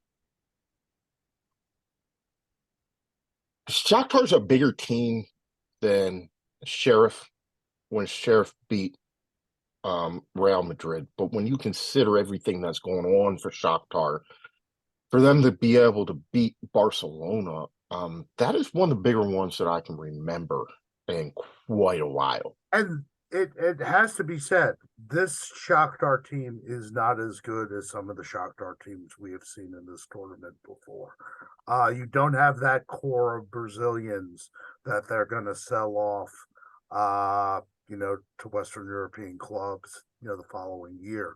It's a team very much in transition, and it's a mixture of, I think, some really exciting young guys, including Sudakov, who I will probably get moved quicker than not. But I mean, one of their starting center backs is Dmitro Chernyshevsky. Guys, he played for Barcelona like in MSN days. He's 2 years younger than me. Like, that's a problem. So yeah, that was definitely the shock of this campaign. Mhm. I want to take a look at European qualifying because we're going to be back into that next week. Mm-hmm. As I was doing my show prep, am I reading things right? Is there a legitimate thing that has Albania possibly qualifying for the Euros? They've done it before, 2016. Yeah, But that's back with the days of Lurika Kana, who I Mhm. talked to. I have an Albania jersey. It is a Lurika Kana jersey. My friend Ben, who some of you have met before, who is Albanian, is absolutely in love with the fact that I have an Albania jersey and I happen to have a Lurika Kana jersey. He wants to buy an armband to go with the Lurika Kana jersey. I think he might have a statue of Lurika Kana in his house that goes next to the picture of the Pope. Who knows? Like, he is a god in that country. It's a team that has been flirting with qualifying for a tournament for quite a while. And look, they've got what, 2 games left. And they're ahead of the Czech Republic and Poland on 13 points. They're 3 points ahead of the Poles, 2 points ahead of the Czechs. It can easily go sideways for them. But Albania getting automatic qualifying, that would be interesting. It's been a weird group, and a lot of this also comes down to Poland being bad. But I will But say their 2 remaining games are against Moldova and the Faroe Islands. exactly. And what I saw from the Albanians against Poland, which you couldn't really say about Poland, is they have a system. They all understand their role. In some ways, they're sort of like B-Tech European Japan. They're not the most talented team by any stretch, but they have a system. Everyone understands their role in the system.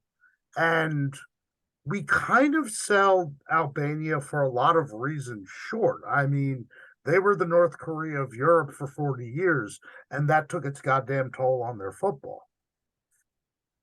But there are a lot of Albanian players playing in Italy, and that helps. Especially, I'll come out and say it. Other than the obvious names on the Poland team,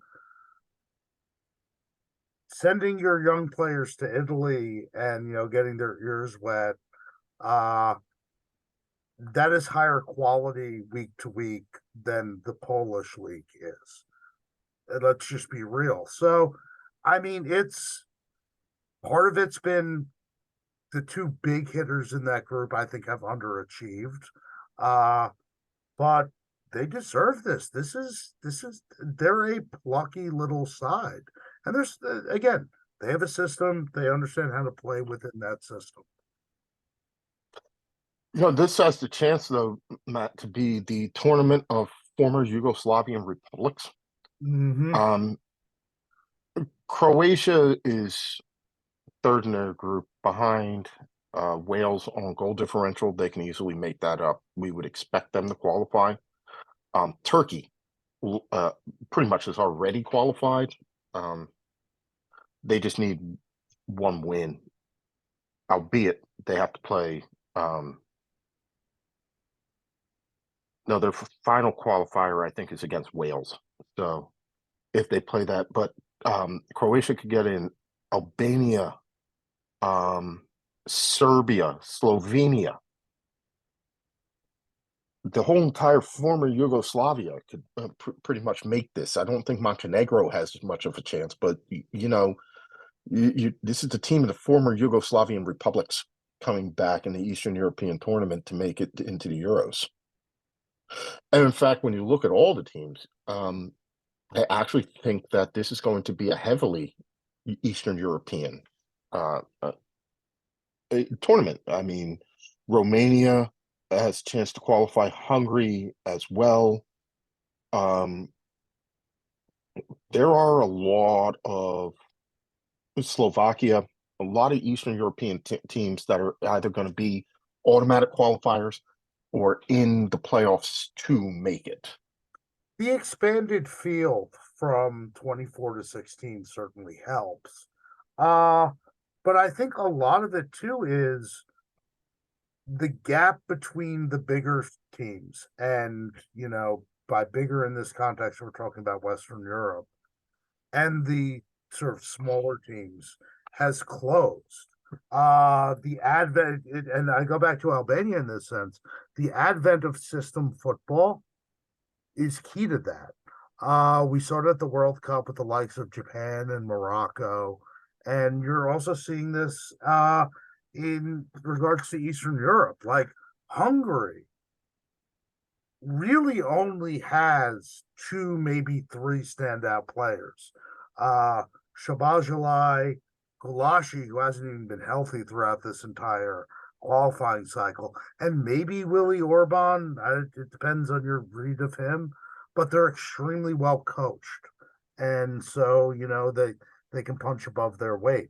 Romania, sort of the same deal. Romania, I mean, I'm old enough to remember the '90s when I thought Romania was like actually kind of a minor footballing powerhouse, and then I just realized I was watching a golden generation.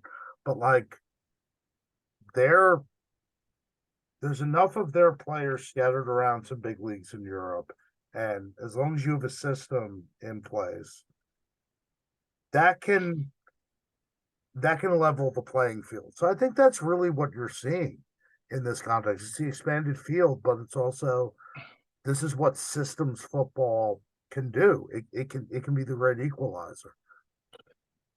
I mean, gentlemen, I know that we're all going to be watching the Euros. It's one of those, three major tournaments that we like to watch. It's one of those ones that will actually get us to do regular shows over the course of the summer just to talk about it. Because of this expanded field, because of the fact that we are likely to have more Eastern European teams in there than we have in any sort of other previous tournament, that is more likely to mean that we're going to have more Eastern European teams represented in the knockout rounds. It's just the way that the tournament works. Look, when you have 24 teams and only the bottom 8 are leaving before the knockout rounds, you can't tell me that it's going to be all of those teams. The draw won't go like that. So now we're going to get in there. We have seen the Euros be one of those tournaments that's more likely than perhaps any of the other ones to throw up an odd winner, right? We've seen Greece do it. We've seen Denmark do it. We've seen a Portugal team that I did not think was particularly that good, and I will still hold to this day that France lost that more than Portugal won it. Matt, is there a team that if they get in the tournament just has the right mix of talent, system, and just sheer chutzpah to make this unlikely deep run into it? And I know it's hard to predict now, so we'll revisit it when we see the draw in the tournament, but if you had to do it right now, based on who you think might be in it, who do you think would be the one to pay attention to? In terms of, I'm actually going to give you three. The obvious is Croatia, who, if everything goes right, might actually have enough talent and the system and the manager to win the damn thing. The second, I would say, based on talent, but my read of them and having seen them come up so small in the past would be Serbia. Serbia, to a man, is one of the more talented Eastern European teams. They just seem to come up really goddamn small when it comes to tournament football. And then the third, I'd say, because I'm tempted to say Ukraine, but I think at this point we're almost used to Ukraine at least getting to tournaments, and you can't take them lightly.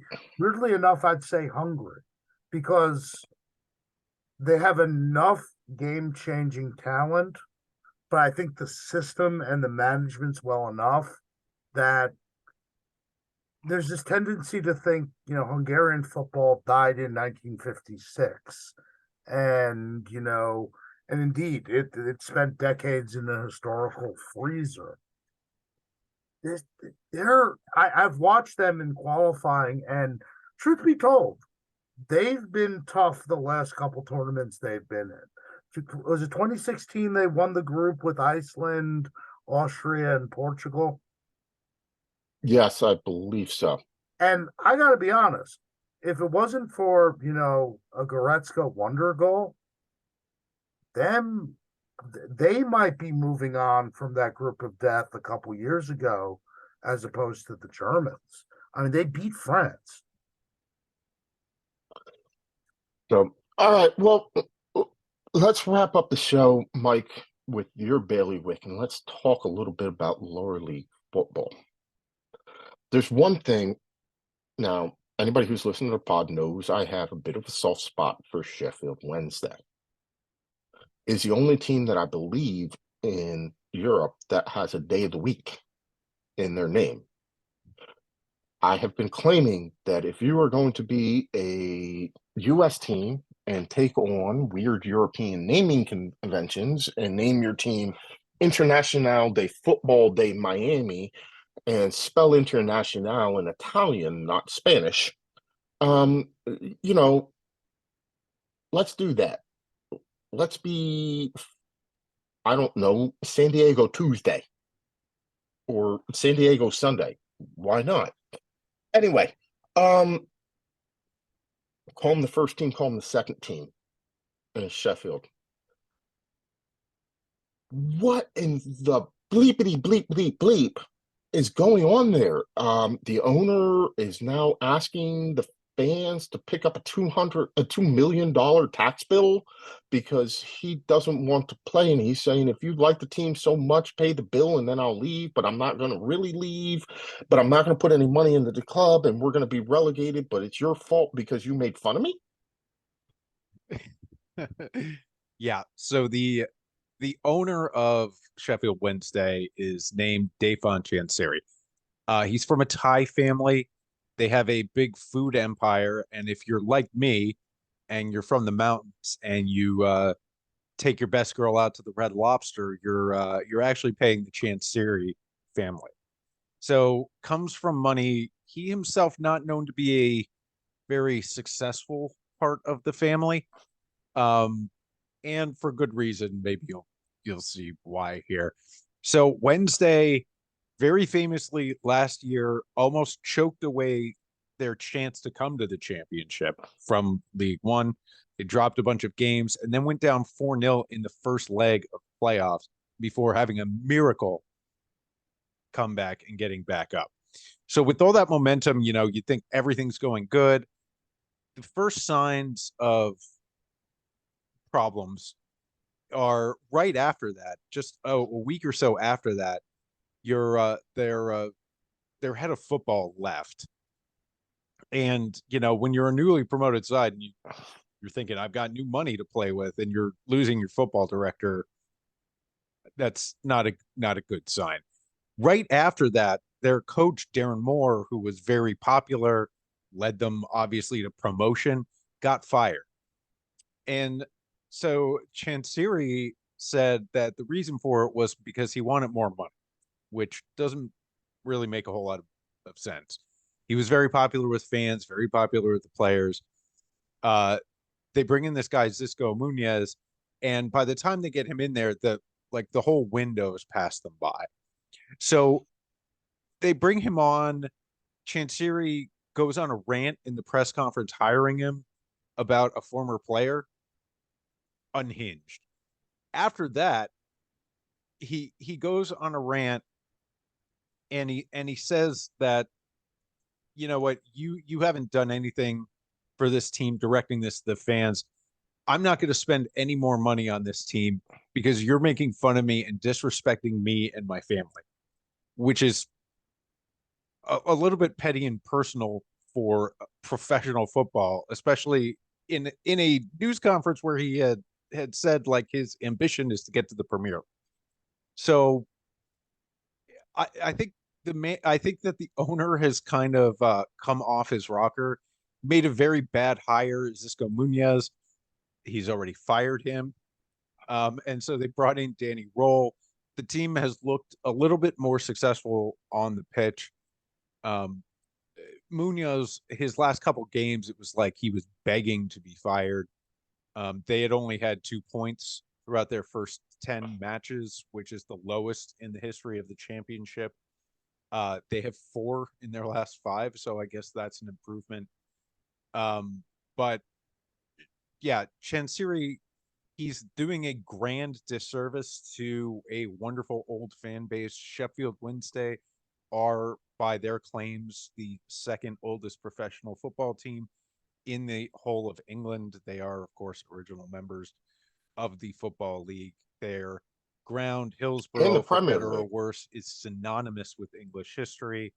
They are one of the old teams, and they're a fragile, egoed man is leading them to ruin. Right now, they are so far cut adrift of the rest of the championship. It is hard to imagine that they would be able to get past this and stay up. So we're imagining them dropping back down into the Football League. But he's already come out and said, basically, I'm not putting any more money into the team, but I'm also not going to sell it. Right. Which it doesn't baffles me, because first of all, that doesn't seem at all tenable from a business sense. But as I mentioned before, his family has sort of exiled him from their very successful business. They're almost billionaires in Thailand. He is not part of their business empire. But for just, I think that his ego put aside, he will eventually figure out he has to sell the team. And in the meantime, it's like you own a house, right? Well, I don't want this house anymore. You've got to still maintain it. So they definitely have to make moves over the winter break to bring in some new people to help the team, regardless of whether he or not he wants the team. Just because at present, they're not even fielding a very good League One side. So, I mean, moves have to be made. Your house analogy is perfect. I'm not going to put any more money into maintaining a house because I don't want it, and you don't like the fact that I painted my house pink. So right. The homeowners association is telling me that I need to change the color of my house. I'm not going to do it. I'm not going to put any more money into it. I'm not going to maintain the front yard. I'm not going to do anything to it. However, I'm not going to sell the house, but then I'm not also going to pay the taxes on the house. At some point in time, if that was a house, somebody would come in and take it. Now, either the a homeowners association would evict me for failing to abide by the guidelines. The state would come in and take it and force me to put it into bankruptcy court. But under no circumstances would I be able to keep that house, continue to not pay the bills on the house, not invest in the house, and just keep the house out of spite.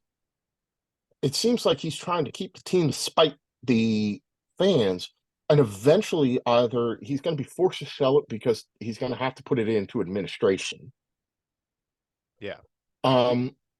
At which point he's getting the pennies football on the league is going the football league has got to come in, and the one that bothers, at what point does the football league come in and say you are no longer exhibiting the qualities necessary to be a fit and proper owner? Sell the team on your own, or we're going to sell it for you. Well, they've already started exhibiting that. So you mentioned the bit where they had a £2 million tax bill where he said, if 20,000 of you put up £100, we can pay this.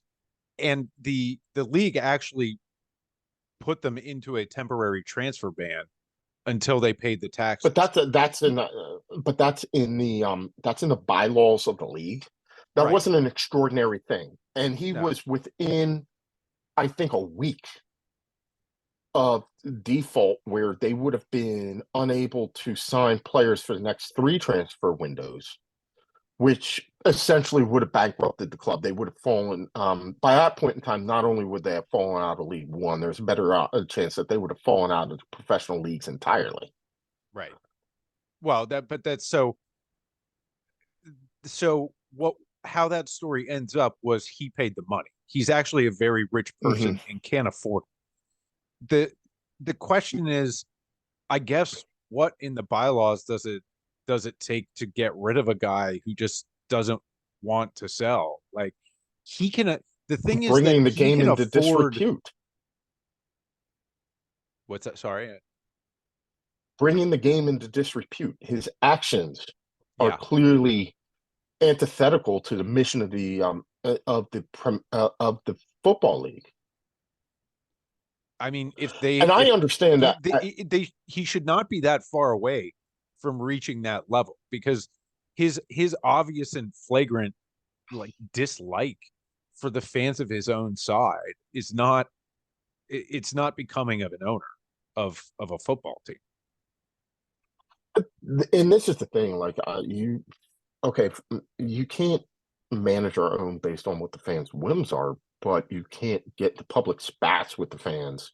This is the old Mike Ashley thing at Newcastle, where the fans loved him and then the fans turned on him, and once the fans turned on him, he just did nothing and waited around and waited around and waited around. And bless them, the Saudis found a distressed asset. If there is another more distressed asset in the football league other than Sheffield Wednesday with their fan base, I struggle to find them. Some work into Hillsborough would make it a viable stadium again that a lot of people would want to go to. That is a very distressed asset that if you could make him the right amount of money to sell, but I just don't know whether he's stubborn to the point that he would not. He probably is. Hillsborough, by the way, is bigger than half the stadiums in the Premier League, and it's only half. Oh, because it's a massive state. They're building these new giants. Yeah, it could be one of the premier grounds in England. Yeah, it easily be, and it has all the history of Old Trafford, and Anfield.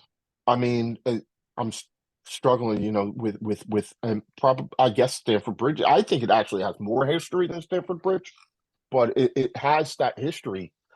I mean, it's one of the most historic old grounds. That clock tower is legendary, and I think the clock has been broken for years. But another big team, I think that is maybe I think it might be doing a little bit better. Um, they've definitely leaned into the whole entire relationship with Peaky Blinders. What is going on with the relationship in between Birmingham and Wayne Rooney? I mean, I don't know. Birmingham, it's, Birmingham are themselves a pretty distressed side. And I mean, they haven't really had anything good come out of there in a long time. I mean, I don't know what Birmingham is up to. I mean, he went over there. The fans already hate him. Yeah. I mean, he hasn't, his last couple of stops haven't been great. Well, why then would you go over to Birmingham? I mean, now I live here, so I get a different take on what caused Wayne Rooney to leave DC United. Uh, more the take on it here is him go, hey, you guys going to give me more players to help me win? And them being like, no. And him going, okay, yeah, I don't need to take this. I'm going home. Because when you look at how patient they were with like the likes of Ben Olsen and things like that, for him to leave after a little more than a season is a little bit odd. And especially when it's like, okay, you missed the playoffs, but did you really think that you had a playoff roster? But there's also a large part of me that just I love Wayne Rooney the player. I'm just never been impressed with Wayne Rooney the manager. Yeah, I mean, and they gave him a 3.5-year contract. Like it's not a try it out kind of deal. It's like, you're the guy, make us good. I mean, what kind of money are they going to invest in players? They haven't invested in players in years. I think, to me, Wayne Rooney is kind of famous for great escape. So it's is the goal of them hiring Wayne Rooney just to stay up?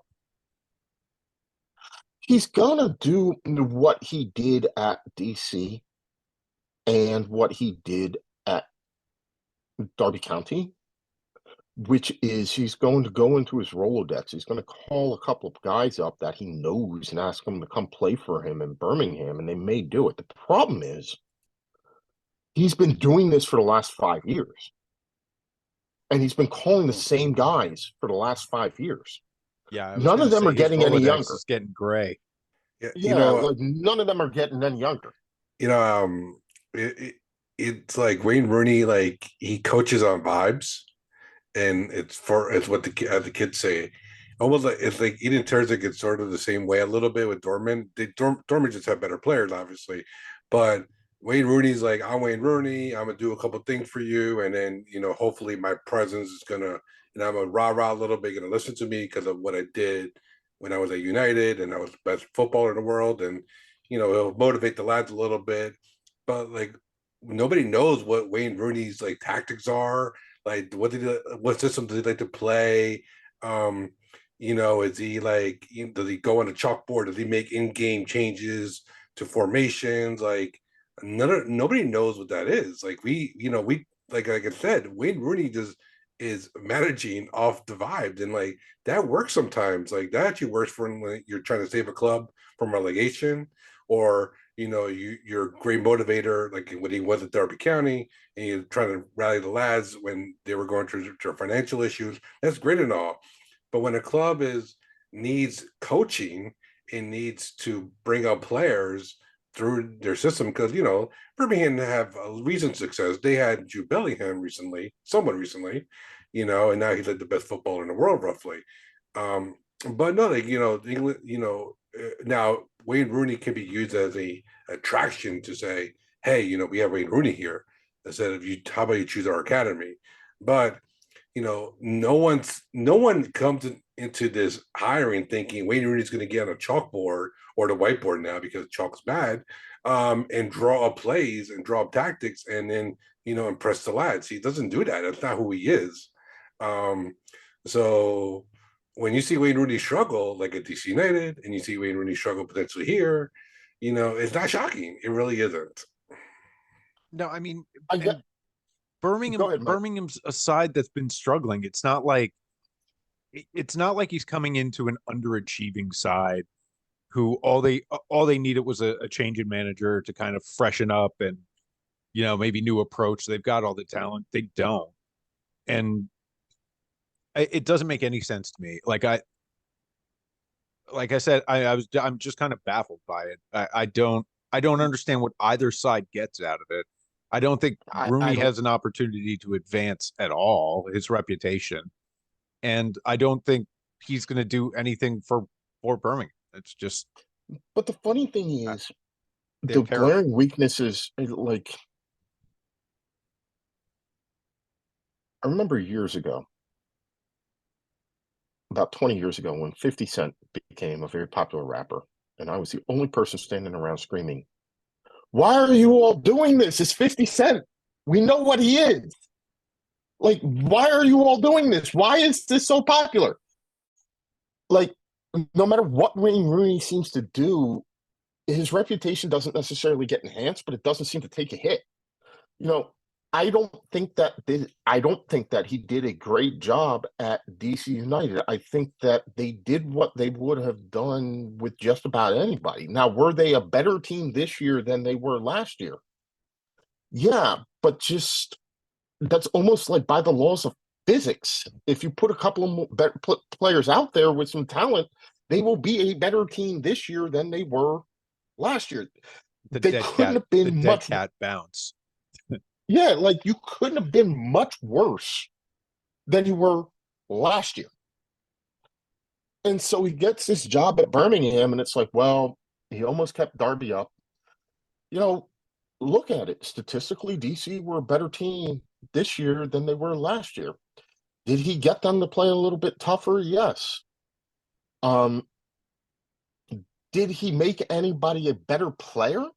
I don't think so. And that's what Birmingham is. So, maybe they need that attraction, but it doesn't seem like it's going to be a positive attraction because none of the fans seem to want him there. So now you've got, and he's like, if there's anybody who can stand up to that, it's Wayne Rooney. Like, he really genuinely does not care. But that's would true. you at all be, I mean, that is true about Wayne Rooney. Would you at all be surprised if whatever it is, all of a sudden Birmingham treads water and somehow, some way, Wayne Rooney comes out looking as good, if not better, than he went into this looking like, because now all of a sudden he kept Birmingham competitive in the championship. Like, at some point in time, you got to believe, like, he's going to end up managing in the Premier League. No, it's almost like give him a chance. Everton, for example, might it's a home boy thing. But I think Everton asked him, and I think he realized that he just was not up to that one. Yeah, but Wayne Rooney to me needs to take a club in a championship and get him promoted, and then he can live off the coaching chops a little bit. To me, like he's how much longer is he going to trade on the Derby County success? I mean, he's going to keep doing it. I don't actually think he's trading on the Derby success. I don't think he thinks he's trading on the Derby success. I think that he legitimately wants to do this. And I think that he does the best job that he can at doing this. And I think that he takes jobs with the intent to move up. I think that he passed on the Everton job because I think he legitimately knew that he couldn't do it, he wouldn't be successful, and that might be the end of his career. I think that he wants to build himself up through the ranks and prove that he can do it.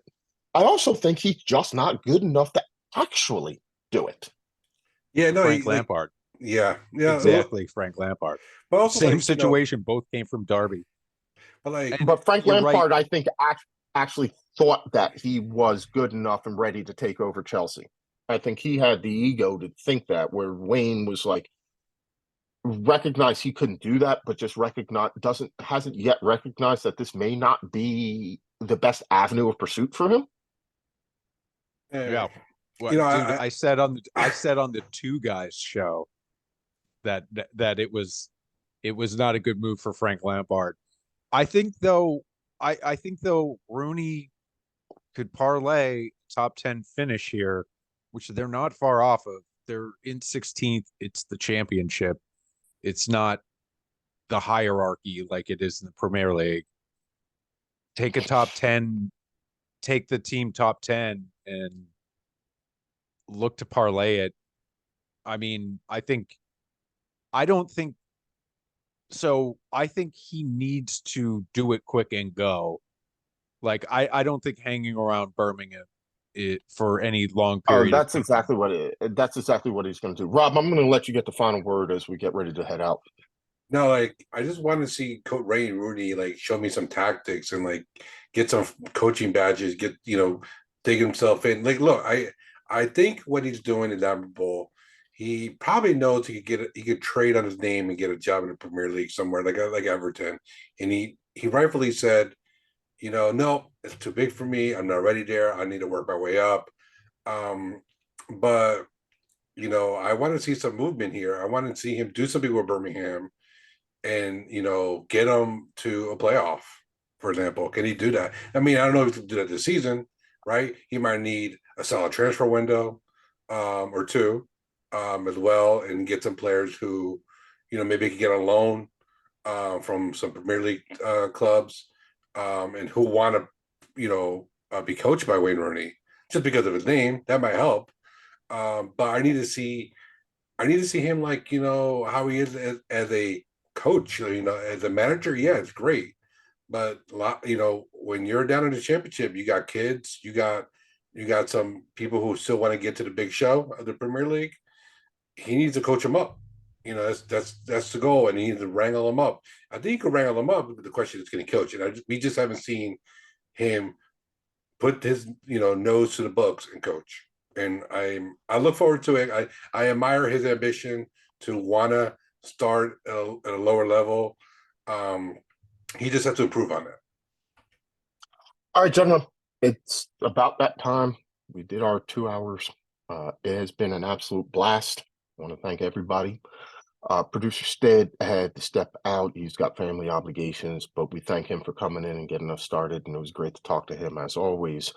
And of course, Chelsea Mike, Professor Matt, and Byron Rob. Great to talk to you, gentlemen, as always. So for the cast of the Too Many Guys Soccer Show, I'm Mike. We did all right this week, and we'll try and do better next week.